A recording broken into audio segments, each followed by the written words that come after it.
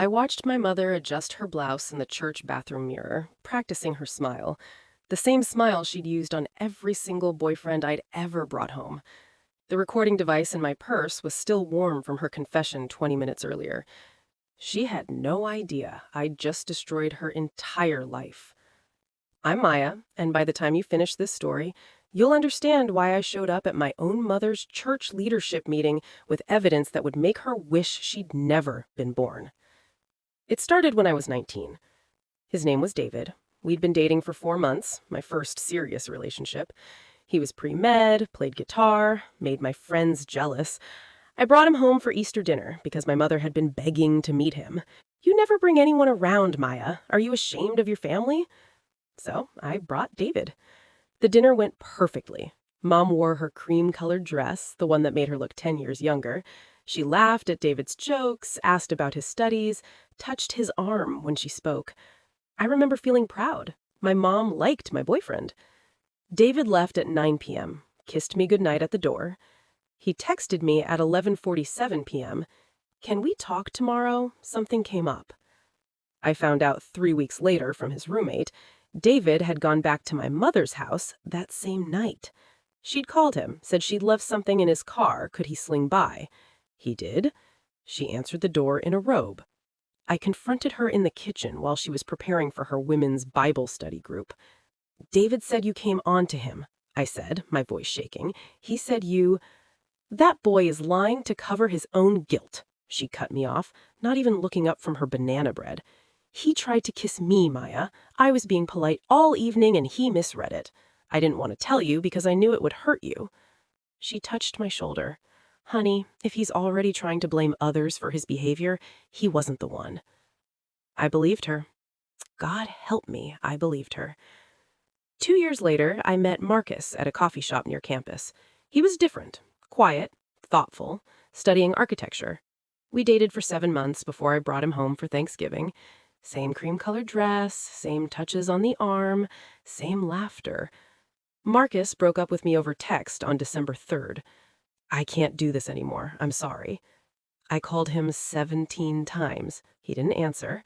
His best friend told me at a New Year's party, drunk enough to finally say it, "He's been seeing someone. Started right after Thanksgiving. He won't tell me who, but he feels guilty as hell about it." I knew.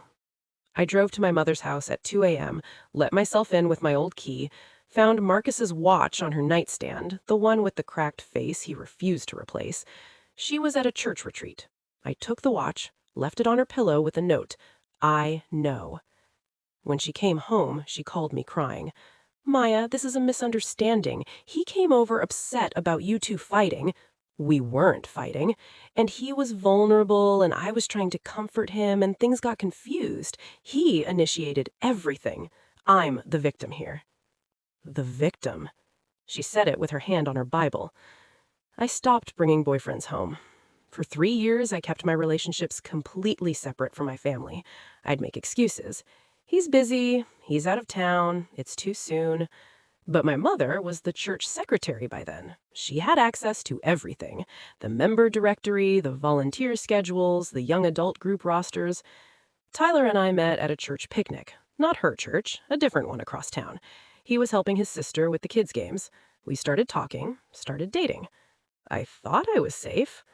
3 months in, Tyler mentioned he'd gotten a call from a woman saying she was coordinating a men's prayer breakfast, needed volunteers. She had a really warm voice, he said. Asked a lot of questions about me, about us. My blood went cold. What did she look like? He showed me the Facebook friend request. My mother, smiling in her church photo, wearing a cross necklace. I told Tyler everything that night, showed him the screenshots I'd started keeping, the messages from David's roommate, the conversations with Marcus's friend, the watch I'd kept as evidence. Tyler held me while I cried. "She's not going to touch me," he promised. "I know what she is now." 2 weeks later, Tyler stopped answering my calls. His sister called me. "I don't know what happened, but Tyler said he needs space from everything right now. He quit the young adult group. He won't talk about it." I drove to my mother's house, sat in the driveway for an hour. She came out watering her roses, saw my car, and waved. Smiled. That's when I knew I had to end this. Not by confronting her. She'd already proven she could lie through any confrontation. Not by telling my family. She was the matriarch, the church leader, the woman everyone trusted. I needed proof she couldn't deny. I spent 6 months planning. First, I researched recording consent laws. In our state, one-party consent meant I could legally record any conversation I was part of. I bought a digital recorder the size of a lipstick tube, tested it 50 times. Then I created the bait. His name was James. He wasn't real. I built him from scratch, a Facebook profile with photos I paid an actor to take, a job at a consulting firm in the city, a backstory I'd rehearsed until it felt true. I posted photos of us at restaurants I'd gone to alone, coffee shops, parks. I made sure my mother saw every single post. At Sunday dinner, I'd started going again, playing the dutiful daughter. I mentioned James casually. "We've been dating for a few months now. It's getting serious." Mom's fork paused halfway to her mouth. "You haven't mentioned him before." I wanted to be sure this time. I smiled. "He's amazing, Mom. I think he might be the one." I watched her face, the micro expressions, the calculation behind her eyes. "I'd love to meet him," she said slowly. "Really? I wasn't sure if I should—" "Maya," she reached across the table, squeezed my hand. "I know things have been complicated with your past relationships, but I'm your mother. I want to meet the man who might be my son-in-law." There it was. The hook was set. I made her wait 3 weeks, built the anticipation, posted more photos, talked about James constantly. "He's coming to town next month for a work conference. Maybe we could all have dinner." "I'd love that, honey." A week before the fictional dinner, I changed the plan. "Mom, James had to cancel his trip, work emergency, but he asked me something." I let my voice get soft, vulnerable. "He asked if I'd move to Seattle with him. He got a promotion. He wants me to come." My mother went very still. "Seattle? That's across the country, Maya." "I know, it's scary, but I love him." I paused. "Do you think I should go?" She took my hands, looked me in the eyes. "Honey, before you make a decision like that, I think I should meet him, really talk to him, make sure he's worthy of you." "Would you? God, Mom, that would mean so much. I trust your judgment." The lie tasted like metal. "Why don't you bring him by next Sunday, just the two of us, so I can really get to know him? You know how men can be different around their girlfriends versus in private." Perfect. I told my mother James would come by Sunday at 2 p.m. while I was at work. I showed up at 1:45 p.m., parked down the street, walked through the back gate, the one that was never locked, let myself in through the kitchen door. The recording device was in my jacket pocket, already running. I could hear her upstairs, the hairdryer, perfume. She was getting ready. I sat down at the kitchen table and waited. She came down at 2:58 wearing a black dress I'd never seen before, not church appropriate. Her makeup was heavier than usual. She froze when she saw me. "Maya, what are you doing here? I thought you had work." "I got off early." I stayed seated, kept my voice level. "Wanted to see how things were going with James." A flash of something crossed her face. Annoyance? Panic? "He's not here yet." "I know." I leaned back in the chair. "Mom, can I ask you something? And I need you to be honest." "Of course, honey." "Why do you do it?" Silence. "Do what?" "You know what." Her hand went to her necklace, a tell. She was deciding which version of the lie to use. I didn't give her the chance. "David, Marcus, Tyler. I know about all of them, Mom. I've known for years." Her face changed. The mask slipped. "Maya, those boys—" "Don't." My voice was ice. "I'm not 19 anymore. I'm not going to believe your stories about vulnerable men and misunderstandings. I know what you are." She stared at me, and then something shifted in her expression. The fake warmth drained away. What was left was something cold, calculated. "Fine." She sat down across from me. "What do you want me to say?" "The truth, for once in your life." She laughed, actually laughed. "You want the truth. The truth is you have terrible taste in men, Maya. Every single one of them was pathetically easy. David came back to the house that night practically begging for it. Marcus showed up at my door crying about how you didn't understand him. Tyler, keep going, I said quietly. She was enjoying this now, the confession, finally getting to say it out loud. Tyler was the most fun. He fought it at first, talked about loyalty and God and all that. But I told him I'd seen you kissing someone else at the church picnic, some lie about you cheating. He was hurt, angry. After that, she shrugged, easy. Why? Why? Tilted her head. Because I could. Because you were always so proud of yourself, Maya. Good grades, good job, good Christian girl. And I could take away the one thing you thought made you special, being loved. The recording device in my pocket captured every word. And James? I asked. What about him? You were getting ready for him. What was the plan? She smiled. Same as always. I was going to tell you you've been struggling, that I'm worried about your mental health, your stability, that maybe Seattle isn't the best idea. And then I was going to be the sympathetic, understanding mother-in-law, the one who really sees him. She leaned forward. They always fall for it, Maya. Always. Except James doesn't exist. Her smile froze. What? I stood up. James isn't real. The photos, the profile, the Seattle job, I made it all up. This whole thing was to get you to admit what you've been doing. The color drained from her face. You're lying. I'm not, and I recorded every word you just said. She lunged for me. I stepped back, hand already on the door. You can't, Maya, you can't use that. It's illegal. One-party consent state, Mom. I can record any conversation I'm part of. I checked with 3 lawyers. I opened the door. What are you going to do? Her voice was shaking now.